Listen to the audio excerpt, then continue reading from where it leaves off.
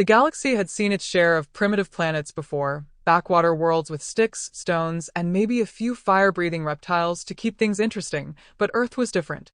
Reports from the Galactic Recon Bureau painted the place as an unruly blue marble, where the dominant species not only refused to die out despite wars, plagues, and boy bands, but seemed to thrive on chaos.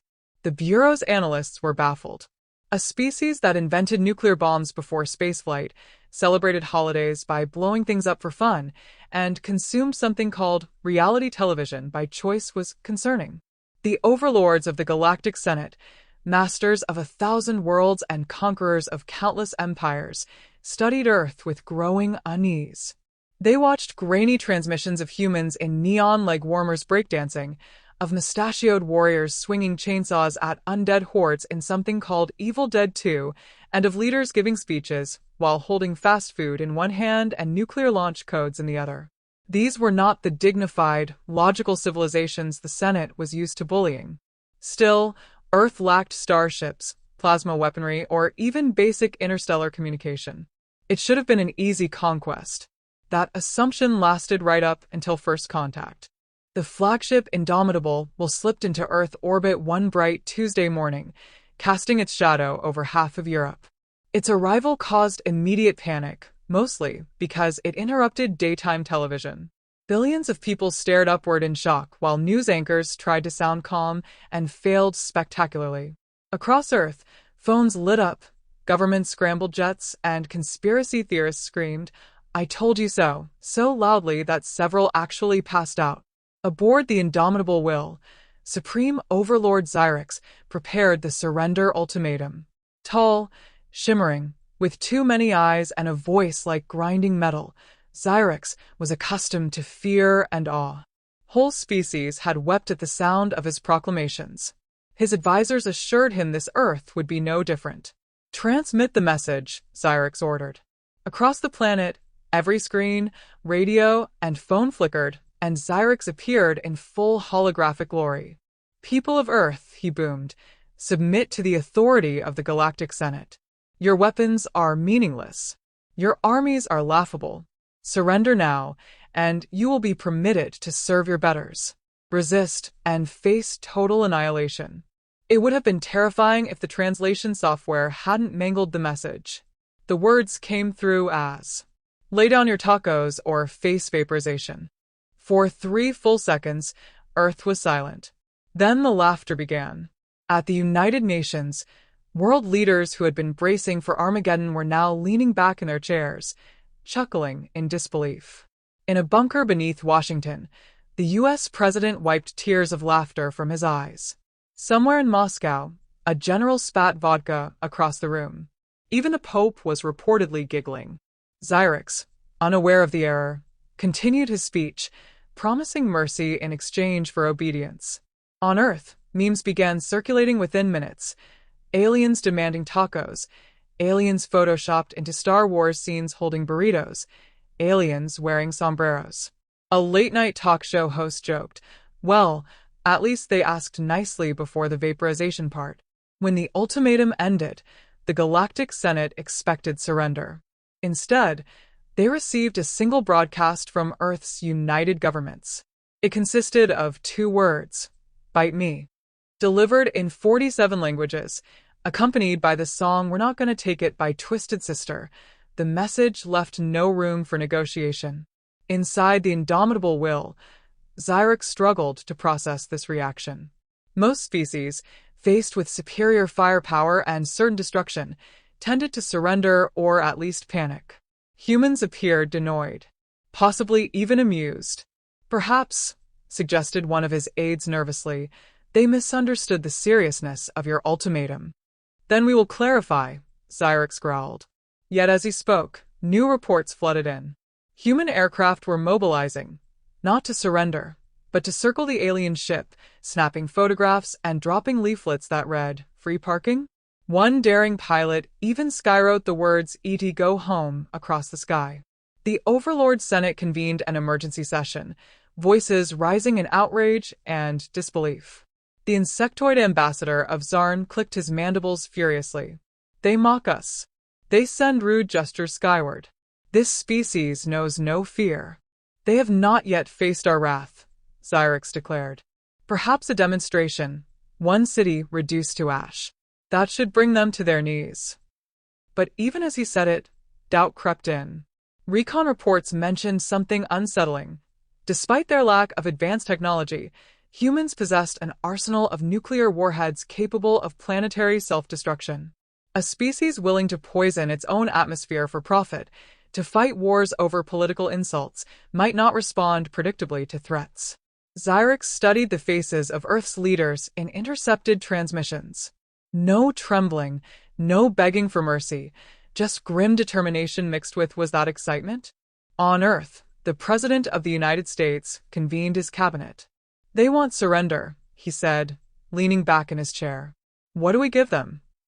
Lead, replied the Secretary of Defense. Missiles, added the British Prime Minister via video link. Vodka, grunted the Russian general, already pouring another glass. Across the world, military forces scrambled, scientists argued about alien tech, and engineers began welding scrap metal into makeshift railguns because someone bet they could. Fighter pilots cranked up danger zone on cockpit speakers. Hackers plotted to break into alien systems using something called recrolling. By nightfall, Earth's message to the galaxy was clear. They weren't surrendering. At all. Back aboard the indomitable Will, Xyrix watched as human news channels openly mocked the ultimatum. One late-night comedian suggested the aliens should have sent flowers first. Another asked if Earth could at least keep the spaceship after being conquered because that thing would make one hell of a tourist attraction. Xyrix slammed a clawed fist against the console. Prepare the fleet, he ordered. If they want war, we will give them war. But far below, on the strange blue planet, humanity was already preparing something far worse than war. They were preparing to win. The first cargo planes lifted off before dawn, carrying experimental weapons cobbled together from old Cold War plans. Submarines shifted silently into launch positions. Satellites reprogrammed themselves with frightening speed as civilian hackers joined military coders in a frenzy of caffeine and patriotism. And somewhere in a dusty Nevada hangar, a retired fighter pilot named Jack, Maverick, Carter grinned at the sight of his old jet being rolled out of storage. About time, he muttered, sliding on his sunglasses. War was coming. And for the first time in galactic history, the aggressors were starting to wonder if they'd made a terrible mistake. The first thing the aliens noticed about humanity's war preparations was the noise. On most planets, armies mobilized with precision, silent troop deployments, clean energy weapons humming in disciplined formation, officers delivering orders in whispers like chess masters plotting moves. Earth, by contrast, seemed to treat impending apocalypse like a block party. Fighter jets screamed across the sky trailing smoke, tanks rumbled down highways as citizens waved flags and grilled hot dogs on the roadside, and somewhere in the chaos a rock band was already composing a song titled Aliens Ain't So Tough. Supreme Overlord Xyrix watched the transmissions in disbelief. Are they celebrating? He asked, mandibles twitching. An aide cleared his throat nervously. It appears so, Supreme One. Their soldiers have gathered in stadiums for ritualistic shouting. They call it a pep rally. Xyrix stared at the screen. Human soldiers painted their faces, held signs reading ET. Go home and we will rock you, and perform something involving drums, fire, and motorcycles jumping through rings. It looked less like a military briefing and more like a music video from the Bureau's archives of Earth Entertainment, one labeled 80s, Excessive Testosterone Edition. Meanwhile, on the ground, Jack, Maverick, Carter swaggered onto an airbase runway wearing aviator sunglasses at night because, as he explained to the bewildered recruits, the sun never sets on cool. Maverick had been yanked out of retirement less than 24 hours after the alien ultimatum. His reputation as the pilot who once flew upside down through a thunderstorm while eating a cheeseburger made him the natural choice to lead Earth's ragtag aerial defense. The young pilots whispered as he passed. That's him, one said. The guy who painted a shark mouth on his jet and challenged lightning to a duel. Maverick just smirked, chewing gum like he had all the time in the world. All right, kids, he said, voice gravelly from too many years of bad coffee and worse cigars. "We've got an alien armada upstairs that thinks they're hot stuff. We're gonna teach humanity doesn't back down. Any questions?" A rookie raised his hand nervously. "Sir, what's the plan?" "Plan?" Maverick grinned wider. "We hit him so hard their grandkids feel it. Simple." In orbit, alien reconnaissance teams grew increasingly concerned. They intercepted strange signals from Earth, electronic chatter filled with phrases like Top Gun, Rambo, Die Hard. The translation software flagged them as possible military doctrines. The analysts began studying Earth's films in a desperate attempt to understand human strategy, only to emerge hours later pale and shaken. "Supreme One," an intelligence officer stammered, "we believe these movies depict historical human wars. They appear to have fought demonic clowns, skyscraper terrorists, cybernetic assassins, and possibly the devil himself." Xyrix narrowed all three eyes. "And they won. Every time, Supreme One, often while delivering dramatic one-liners." The Overlord shifted uneasily on his throne. No species had ever resisted the Galactic Senate successfully. Conquest was always immediate, clinical, and absolute. Yet these humans laughed at ultimatums, threw parties before battles, and apparently trained their warriors by exploding random buildings while heavy metal music played in the background. On Earth, the military scrambled every resource available. Engineers welded armor plates onto pickup trucks. College students repurposed drone swarms into improvised bombers. A retired hacker known only as Captain Crunch claimed he could infiltrate alien computer systems using nothing but a laptop, a pizza box, and a dial-up modem he hadn't unplugged since 1997. Even the world's scientists, normally cautious, embraced the madness. Dr. Evelyn Zhou, quantum physicist turned accidental weapons designer, stood in her lab surrounded by prototypes that glowed ominously. "If I reverse the polarity here," she muttered, "this should bend space-time just enough to turn their shields inside out. Or possibly vaporize Belgium. 50-50 chance." "Worth it," Maverick said, signing the requisition form without looking. The first skirmish came at sunset over the Pacific. Alien drones descended in tight formation, sleek and silent, bristling with plasma weaponry. Earth's defenders scrambled jets, missile batteries, and one suspiciously modified school bus, labeled Battle Wagon. From the cockpit of his fighter, Maverick watched the alien ships fan out like mechanical birds of prey. "All right, boys and girls," he drawled into the radio. "Time to introduce these EDS to a little concept we like to call yeehaw." The sky erupted. Missiles roared, tracer fire streaked, and someone on the ground blasted AC/DC's thunderstruck across every open frequency because apparently battle required a soundtrack. Alien drones, programmed to expect orderly resistance, found themselves dodging a chaotic swarm of jets flying in seemingly random patterns. One pilot even barrel-rolled through enemy fire while flipping the aliens off. Xyrix watched the feed in growing horror.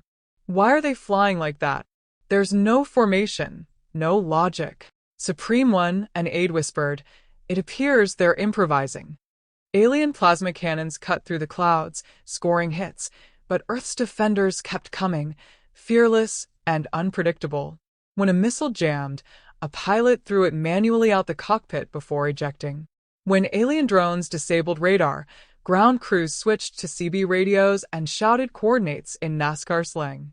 Then someone, history never agreed who, hacked the alien fleet's comms and began broadcasting "Never Gonna Give You Up" on repeat.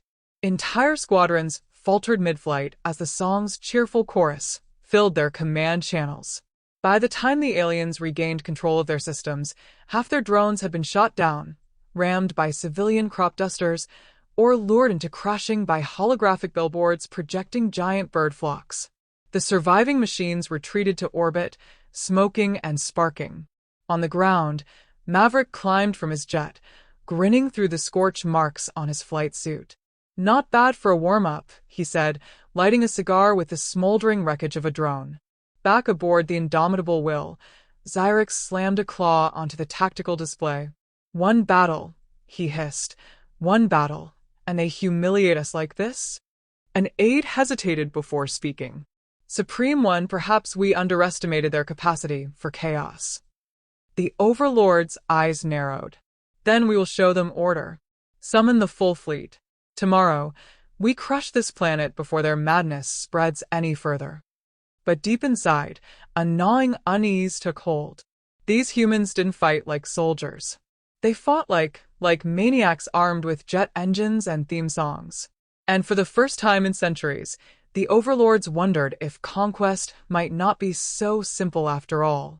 The Galactic Senate had expected to wake up to triumphant news. Instead, they watched footage of the alien fleet retreating from Earth while the strange, relentless human song about never giving you up blared across the galaxy. The entire chamber fell into stunned silence. The amphibian chancellor of Threx finally croaked. They weaponized music? They weaponized everything, growled Supreme Overlord Xyrix, still scorched from humiliation. His voice carried through the marble halls of the Senate. Their aircraft, their farmers, their, what did they call it? Battle wagon? They made war out of chaos itself. The chamber erupted into arguments. The Serpentine delegates from Zarn demanded immediate retaliation. The crystalline envoys from Velar recommended negotiations. The cybernetic minds of the mechanized conglomerate suggested retreat until further analysis of meat being unpredictability. No consensus formed. Meanwhile, humanity wasn't waiting. Across Earth, leaders who barely agreed on pizza toppings now worked together with unnerving speed. Scientists passed blueprints back and forth. Engineers welded weapons onto satellites.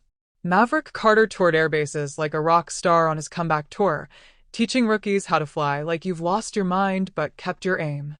Dr. Evelyn Jo barely slept, her lab filled with humming generators and dangerous prototypes. Their shields refract plasma, she muttered to her exhausted assistants. But what happens if we hit them with concentrated microwave energy tuned to the resonant frequency of their hulls? We could make the entire fleet shake itself apart. One assistant blinked. Wouldn't it also scramble? I don't know, every microwave on Earth. Yes, Evelyn admitted, sipping cold coffee. A small price to pay. The plan grew rapidly. NASA launched modified rockets carrying improvised warheads made from mining explosives and decommissioned nukes. Elon Musk appeared on live television claiming he could weaponize every Starlink satellite within 48 hours if someone brings me more energy drinks. Hackers worldwide, led by the mysterious Captain Crunch, united under one banner: Operation Trojan Horse. Their goal? Infect alien systems with Earth's most terrifying creation, Windows 95. By the time the aliens detected the counteroffensive, Earth had gone from reluctant defenders to full-blown galactic troublemakers. The second major battle began over lunar orbit. The Overlord fleet arrived in perfect formation, dreadnoughts blotting out the stars, their cannons glowing like miniature suns. Xyrix himself commanded the flagship, determined to erase the shame of defeat. Forward batteries, he ordered, voice cold as deep space. Crush them. The first salvo vaporized 3 human satellites. The second destroyed an improvised orbital railgun crewed by volunteers from Australia who flipped off the aliens moments before impact. But then Earth struck back. The Starlink network, now bristling with railguns and missile pods, opened fire. Modified Falcon rockets streaked upward, guided by AI systems loaded with every chess game in history and strict instructions to win at any cost. One rocket deliberately curved around the moon, dodging plasma fire in what military analysts later described as a maneuver so insane it shouldn't have worked, but somehow did. Alien dreadnoughts began to fall, their shields overwhelmed by sheer, illogical aggression. Then Operation Trojan Horse went live. Across the fleet, holographic interfaces flickered. Warning signs appeared in primitive human script, installing updates. Do not turn off your system. Engines froze mid-battle. Targeting systems rebooted endlessly. On one flagship, the main cannon began playing the Windows startup sound at maximum volume, refusing all other commands. Xyrix stared in disbelief as half his fleet shut itself down voluntarily. What is happening? An aide checked the readouts with growing horror. They infected us with obsolete software, Supreme One. Our systems cannot comprehend the inefficiency. It is too powerful. While the alien armada descended into chaos, Maverick led a squadron of jets straight through the disoriented enemy. Plasma fire lit the void as he radioed Earth Command. Tell the Senate we're coming for their front porch.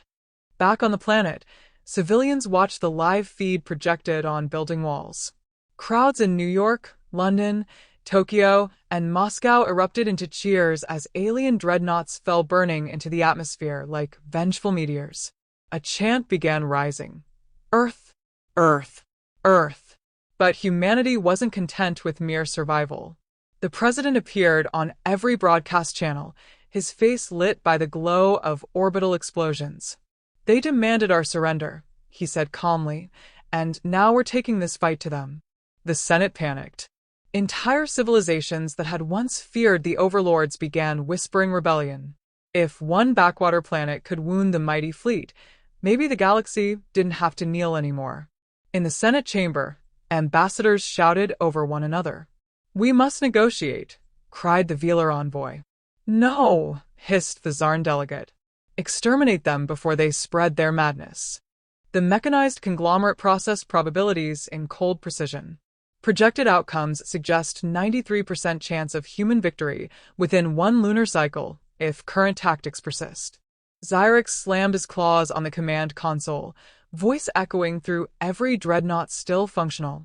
Retreat to the capital, he ordered bitterly. We end this on our ground, not theirs. The battered fleet limped toward hyperspace gates, leaving wreckage burning in lunar orbit. Humanity had not only survived but driven the conquerors back for the first time in history. On Earth, Maverick watched the enemy flee, his grin sharp beneath the helmet visor. They're running, he said, lighting another cigar off a smoldering control panel. Dr. Zhou stared at tactical screens filled with falling enemy ships. They'll regroup, she warned softly. Next time, they'll throw everything they have. Maverick exhaled smoke, eyes gleaming with reckless certainty. Then we hit 'em harder, right in their shiny alien faces. Across the galaxy, rumors spread like wildfire. The humans were coming. Entire star systems locked their borders. Former vassals of the overlords began stockpiling weapons, sensing a power shift. Merchants printed human slogans on banners, selling them to rebels for outrageous prices. And in the deepest chamber of the Galactic Senate, Supreme Overlord Xyrix prepared for the final confrontation, unaware that Earth's chaotic armies were already building ships from scavenged alien wreckage, painting shark teeth on their hulls, and composing yet another battle anthem, this one louder than the last. War was no longer coming. War was here. The galactic capital had never prepared for war.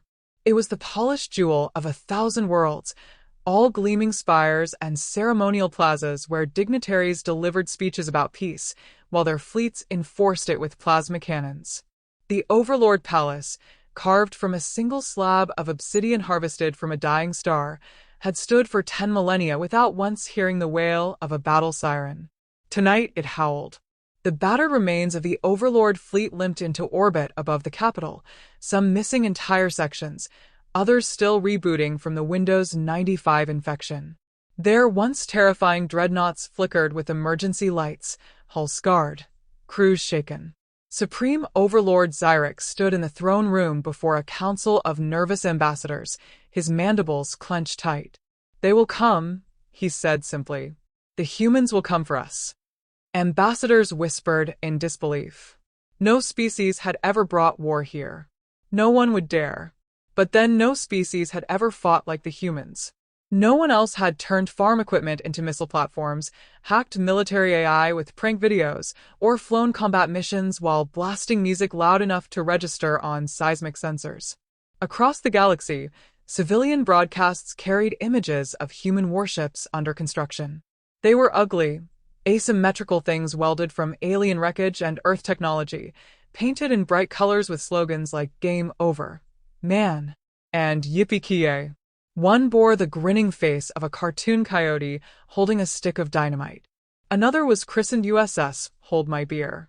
Maverick Carter stood on the bridge of the lead vessel, a hastily retrofitted alien cruiser bristling with guns bolted on at odd angles. His flight suit was scorched, his sunglasses cracked, but his grin hadn't dimmed once. "All right, boys and girls," he told the assembled pilots, soldiers, and one volunteer hockey team armed with modified slapshot cannons. "Today we make history. Tomorrow we hang a humans were here banner over their capital." Beside him, Dr. Evelyn Joe monitored the experimental weapons humming below decks.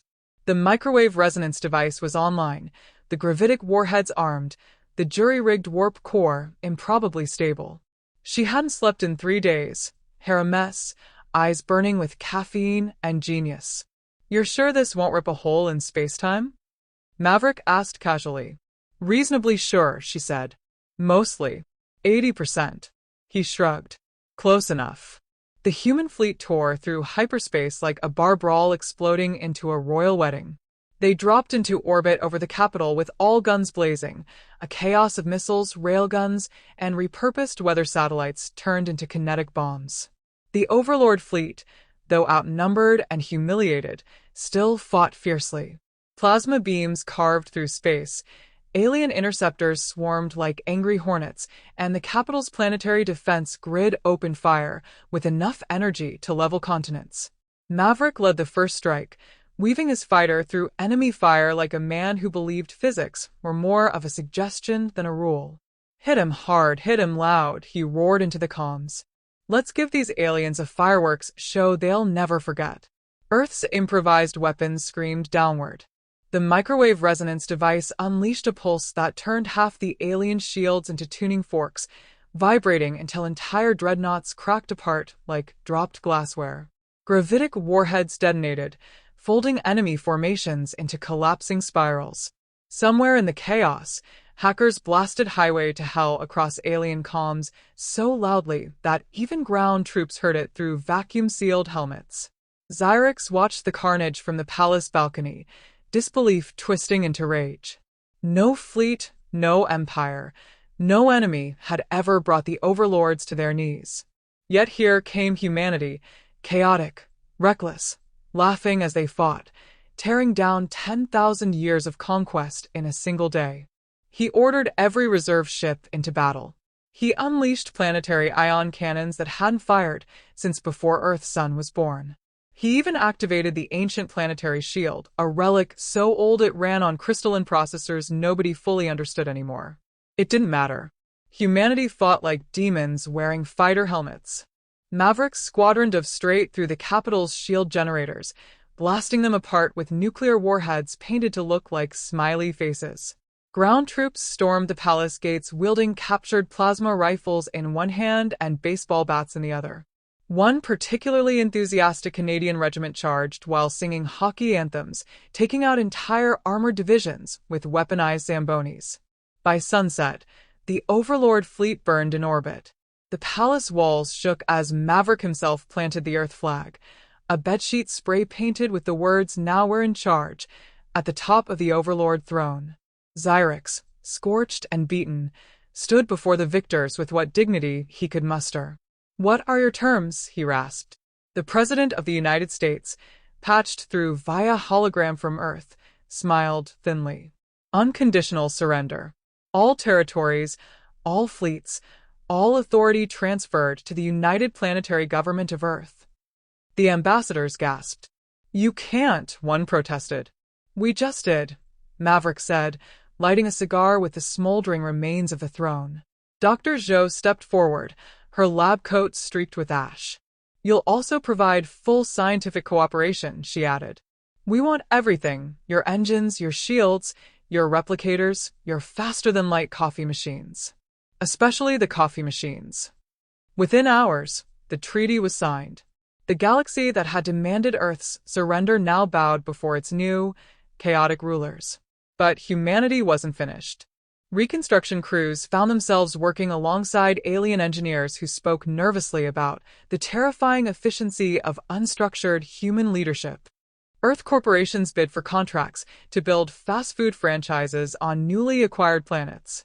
Hollywood announced 12 new movies about the war before the smoke even cleared. As for Maverick, He leaned against the battered hull of his fighter, watching alien workers hang a massive banner across the palace gates. "Welcome to the United Planets of Earth. Please wipe feet." Dr. Zhou joined him, sipping alien coffee strong enough to melt titanium. "You realize," she said dryly, "that we now run half the galaxy." He grinned around his cigar. Yeah. Bet the other half's real nervous, too. Already, distant star systems were sending envoys, some offering surrender before Earth even asked, others begging for alliances before the new rulers decided to drop by uninvited. The legend of humanity, the reckless, impossible species that defeated the overlords with duct tape, rock music, and sheer audacity, spread faster than any fleet. In the palace war room, alien historians updated the records of galactic dominance, crossing out Overlord era and replacing it with Terran administration, Year 1. One scribe hesitated before adding the official motto suggested by Maverick himself, "Don't mess with Earth." By the time night fell over the capital, the galaxy understood one thing with perfect clarity. They had demanded Earth's surrender. Earth had given them conquest instead.